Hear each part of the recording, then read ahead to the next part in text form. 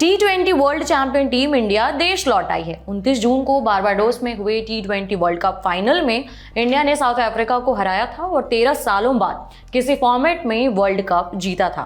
4 जुलाई को टीम देश लौटी तो दिल्ली और फिर शाम को मुंबई में जोरदार स्वागत हुआ। टीम इंडिया को प्रधानमंत्री ने ब्रेकफास्ट के लिए बुलाया था तो टीम सुबह पीएम आवास पहुंची, फिर शाम को मुंबई में विक्ट्री परेड। इस बीच बीसीसीआई ने टीम इंडिया के लिए 125 करोड़ रुपए के इनाम की घोषणा की है। वर्ल्ड चैंपियन खिलाड़ियों पर पैसों की ये बरसात सिर्फ शुरुआत भर है। इकोनॉमिक टाइम्स के मुताबिक T20 वर्ल्ड कप जीतने वाली टीम इंडिया का कंबाइंड वैल्यूएशन अरबों में पहुंच गया है। मतलब टीम के मेंबर्स के पास टोटल ब्रांड डील्स की कीमत अरबों में पहुंच चुकी है।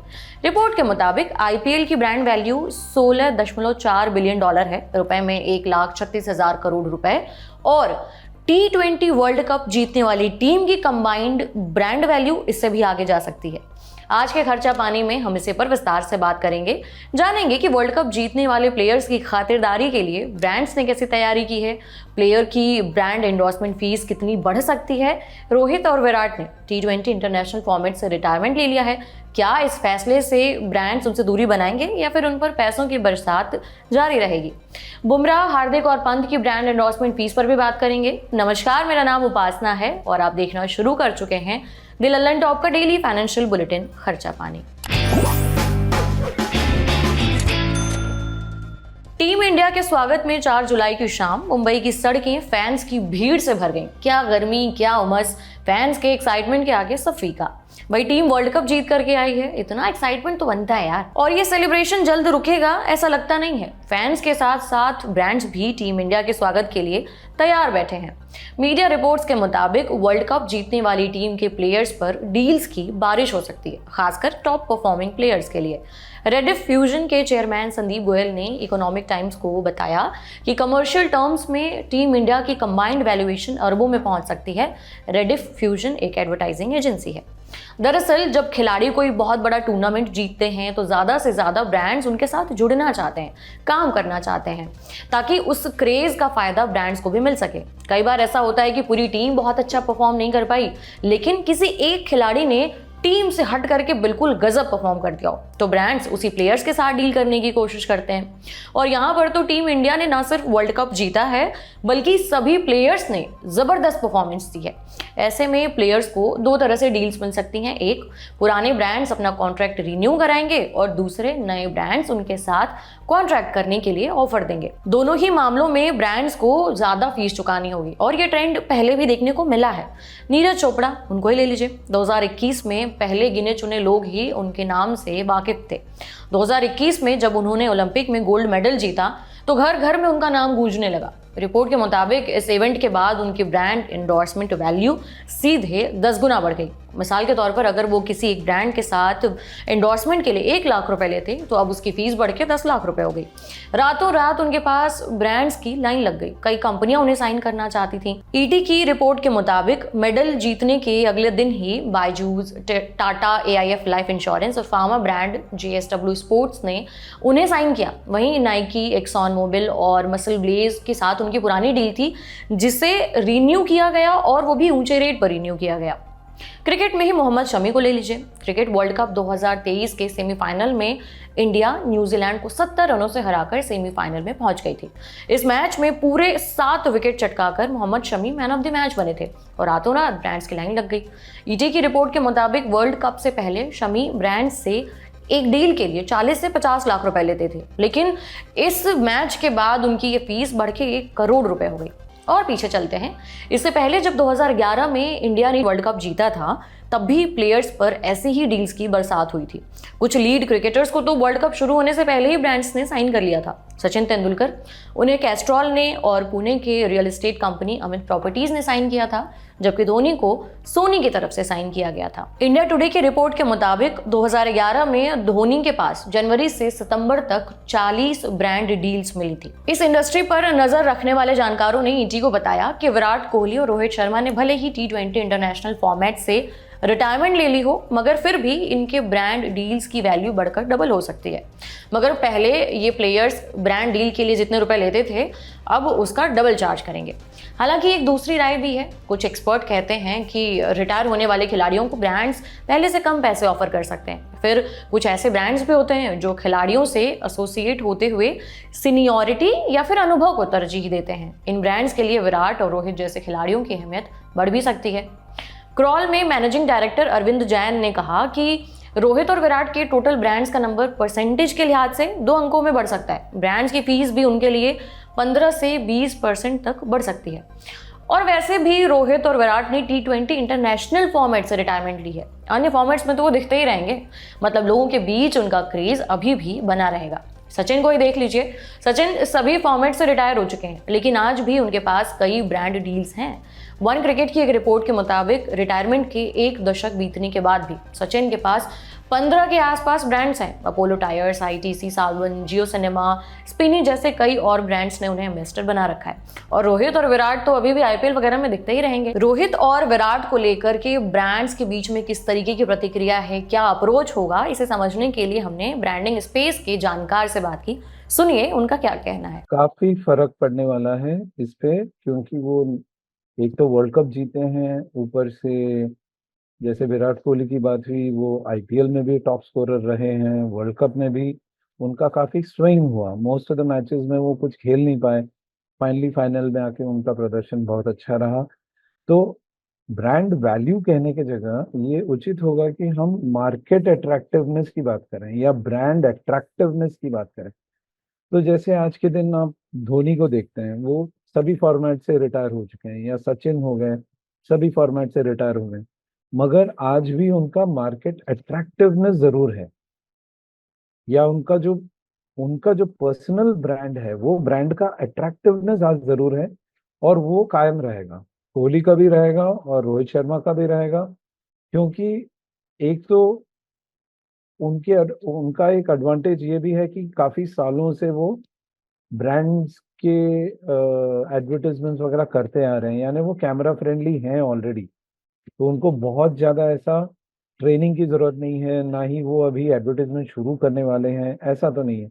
वो ऑलरेडी एडवर्टाइजमेंट फ्रेंडली हैं। इससे पहले कि हम आगे बढ़ें, आपको जरा ब्रांड वैल्यूएशन के बारे में समझाते हैं, सुनिए। कोई भी एक ब्रांड के ऊपर जितना अपना ट्रस्ट रहता है, वो उसके क्वालिटी और उनके डिसिप्लिन के चलते रहता है कि कितने सालों से ये कंपनी अच्छे क्वालिटी का प्रोडक्ट अपने को दे रहा है। या कोई एक ब्रांड जिसे आप लॉयल रहते हो, वो क्यों रहते हो? क्योंकि वो आपको ब्रांड फुलफिल करता है।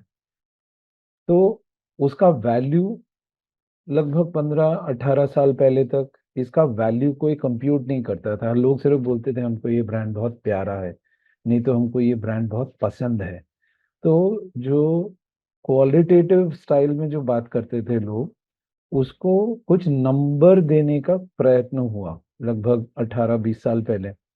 वो प्रयत्न को ब्रांड वैल्यू बोलते हैं। ब्रांड वैल्यू का टेक्निक ये है कि उसको एक क्वांटिटेटिव नंबर दिया जाता है, बेस्ड ऑन किसके आधार पे होता है? ये ग्लोबल ISO स्टैंडर्ड रहता है इसका कैलकुलेशन का। वो ISO के हिसाब से इसका कैलकुलेशन किया जाता है। ये एक गलत फहमी फैल चुका है अपने मार्केट में।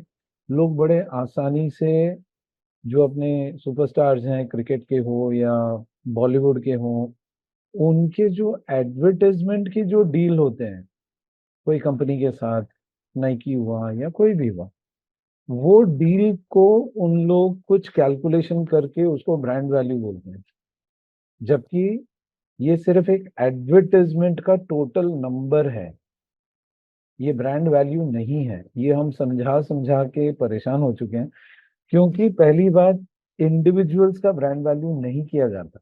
इसीलिए कोई भी क्रिकेटर हो या कोई भी सेलिब्रिटी हो, उनका ब्रांड वैल्यूएशन करना पहली बात फंडामेंटल लेवल पे गलत है। मगर लोगों को समझने में मजा आता है या न्यूज में पढ़ने में मजा आता है कि हाँ, अभी सो एंड सो सेलिब्रिटी का अभी 900 करोड़ का ब्रांड वैल्यू हो गया या 700 करोड़ का ब्रांड वैल्यू हो गया। वो ब्रांड वैल्यू नहीं होता। पहली बात, वो सिर्फ मार्केट में उनका डिमांड कितना है और कितने सारे कंपनी उनके साथ जुड़े हुए हैं, कितने साल के कॉन्ट्रैक्ट्स बनाए हुए हैं, सिर्फ उसका एक कैलकुलेशन है। वो ब्रांड वैल्यूएशन नहीं है। तो आपको समझ में आ गया कि मार्केट अट्रैक्टिवनेस इस पूरे टर्म के लिए सबसे उपयुक्त उचित शब्द है, लेकिन कई जगहों पर इसके लिए ब्रांड वैल्यूएशन, ब्रांड वैल्यू जैसे शब्दों का भी इस्तेमाल किया जा रहा है। बहरहाल, सेलिब्रिटी ब्रांड वैल्यूएशन रिपोर्ट 2023 में विराट कोहली को टॉप पर जगह मिली थी। इस रिपोर्ट के मुताबिक विराट कोहली के पास मौजूद जो ब्रांड्स थे उनकी टोटल वैल्यू 227.9 मिलियन डॉलर यानी करीबन 228 मिलियन डॉलर थी। आज की तारीख में अगर मैं रुपए में कन्वर्ट कर दूं तो ये रकम 1900 करोड़ रुपए के हिसाब से बैठती है। टॉप 25 सेलिब्रिटीज की इस लिस्ट में रोहित शर्मा 13वीं रैंक से पिछड़कर 18वीं रैंक पर आ गए। उनके पास टोटल 41 मिलियन डॉलर की ब्रांड डील थी। आज के तारीख में रुपयों में ये 330 करोड़ रुपए के आसपास बैठती है। इसी तरह हार्दिक पांड्या इस लिस्ट में 19वीं रैंक पर उन्हें जगह मिली थी और उनके पास टोटल 38.5 मिलियन डॉलर के आसपास की डील थी। रुपए में ये 315 करोड़ रुपए के आसपास बैठती है। रोहित और विराट के पास इस समय 20 से 30 ब्रांड्स का पोर्टफोलियो है। विराट के पास पेन रिलीफ ब्रांड है TIDL, वो एशियन पेंट्स, टूथसी, HSBC, नॉइज जैसी कंपनियों से लेकर Aawaas Living, Blue Tribe, Rage Coffee, Digit Insurance, Fireboltt, Blue Star, Puma, Audi India जैसे तमाम ब्रांड्स मौजूद हैं। रोहित और विराट के अलावा टॉप परफॉर्मर्स में हार्दिक पांड्या, जसप्रीत बुमराह, सूर्य कुमार यादव, अक्षर पटेल, अर्शदीप सिंह, कोच राहुल द्रविड़ और शिवम दुबे जैसे नए कमर्स के लिए भी ब्रांड डील्स की वैल्यू 50 से 70% तक बढ़ सकती है। ध्यान देने वाली बात यह है कि हार्दिक पांड्या को कुछ समय पहले तक सोशल मीडिया पर काफी ट्रोल किया गया। इसी साल IPL में उन्हें मुंबई इंडियंस की कप्तानी सौंपी गई, मगर उनकी पर्सनल और बतौर कैप्टन परफॉर्मेंस भी बेहद निराशाजनक रही। स्टेडियम में उनके खिलाफ खूब हूटिंग भी हुई, मगर वर्ल्ड कप में आखिरी ओवर में उनकी परफॉर्मेंस ने वापस से फैंस के दिलों में जगह बना ली है। राइज वर्ल्ड वाइड के निखिल बाडिया ने हिंदुस्तान टाइम्स से बातचीत की तो उसमें कहा कि ब्रांड डील्स 24 घंटों में नहीं होती हैं। जो ब्रांड जितनी जल्दी आपको साइन करते हैं उतनी ही जल्दी कन्नी भी काटते हैं। राइज वर्ल्ड हार्दिक और रोहित जैसे कई अन्य प्लेयर्स को मैनेज करने वाली कंपनी है। निखिल ने आगे कहा कि ब्रांड्स हार्दिक के साथ तुरंत तो नहीं मगर धीरे धीरे डील्स साइन करेंगे। अकेले पिछले सप्ताह हार्दिक की सोशल मीडिया फॉलोइंग 1.5 मिलियन बढ़ गई। पिछले 6 महीने में उनके जितने भी फॉलोअर्स घटे थे वो सभी वापस आ गए हैं। आजकल तो ब्रांड्स आपके इंस्टाग्राम प्रेजेंस देखकर डील ऑफर करते हैं। हार्दिक की 33 मिलियन से ज्यादा फॉलोइंग है। उनसे पहले विराट कोहली और रोहित शर्मा हैं। हार्दिक हर पोस्ट के लिए कथित तौर पर 50 लाख रुपए चार्ज करते हैं। अब तो हार्दिक ICC के नंबर 1 T20 ऑलराउंडर भी हैं, तो ब्रांड्स तो लपक के उनके पास आएंगे। अकेले पिछले साल ही हार्दिक ने अलग अलग कैटेगरीज में 8 नई डील्स साइन की हैं, जिसके बाद उनके पास टोटल 20 ब्रांड पोर्टफोलियो हो गए। मतलब उनके पास 20 ब्रांड्स के साथ कॉन्ट्रैक्ट है। इसमें इनरवेयर से लेकर स्मार्टफोन, बेवरेजेस, डेनिम ब्रांड्स शामिल हैं। हार्दिक एक यूथ आइकन भी हैं, इसका भी एडवांटेज उन्हें मिलता रहेगा। इसके अलावा ऋषभ पंत, राहुल द्रविड़ और बुमराह को भी बड़े बड़े ब्रांड्स अप्रोच कर सकते हैं। इस पर क्या एक्सपर्ट सोचते हैं, सुनिए। हार्दिक पांड्या जो है वो काफी एक्सप्रेसिव आदमी है। हाँ, जब वो उदास रहते हैं उनके चेहरे पे दिखता है। IPL के टाइम पे वो एक अलग ही चेहरा दिखाने की कोशिश कर रहे थे। मेरा कहने का मतलब ये है कि वो एडवर्टाइजमेंट्स के लिए वो काफी फायदेमंद आदमी है। उसको नेचुरली वो इमोट करता है, उसके चेहरे पे दिखता है और वो काफी सारे किरदार वो पेश करना जानता है और वो नेचुरली उसको आता है। जैसे हम बीच में हैव मोर आइसक्रीम्स के कुछ एड्स देख रहे थे जिसमें वो थोड़ा ह्यूमरस मैनर में उसका एक्टिंग था, तो वो एक कैमरा फ्रेंडली बंदा है। तो यस, हार्दिक एक बुरे फेस से पास होके अभी अच्छे सिचुएशन में आया है, तो हार्दिक को अभी और डील्स मिलेंगे। जहां तक जसप्रीत की बात है, वो पूरे नेशन का डार्लिंग बन गया है। इनफैक्ट वासिम अकरम जैसे लोग भी कहते हैं कि ये once in a lifetime talent है। ऐसा फास्ट बॉलर और ऐसा एक्यूरेसी में बॉलिंग करने वाला शायद ही हम और देख पाएंगे। मगर जहां तक बॉलर्स का जिक्र है, आप अगर थोड़े कुछ साल पीछे अगर जाने की कोशिश करेंगे तो कपिल देव था हमारा सबसे पहला पामोलिव द जवाब नहीं ब्रांड एम्बेसडर जो बना था, जो बहुत ही मशहूर था। तो ये बॉलर और बैट्समैन और ऑलराउंडर का चॉइस नहीं है, उस पर ये फिल्टर नहीं है। ये मुद्दा है कि कौन कैमरा फ्रेंडली है, कौन अच्छे से परफॉर्म करता है, कौन अच्छे से स्क्रिप्ट बोलता है। तो शायद संजना जी उनको थोड़ा हेल्प करें, मगर बुमराह तो है ही फेवरेट। बस इतना है कि वो थोड़ा कैमरा फ्रेंडली हो जाए, अच्छे अच्छे अलग अलग परफॉर्मेंस दे पाए कैमरा के सामने, तो बस फिर उनकी तो चांदी है उसके बाद।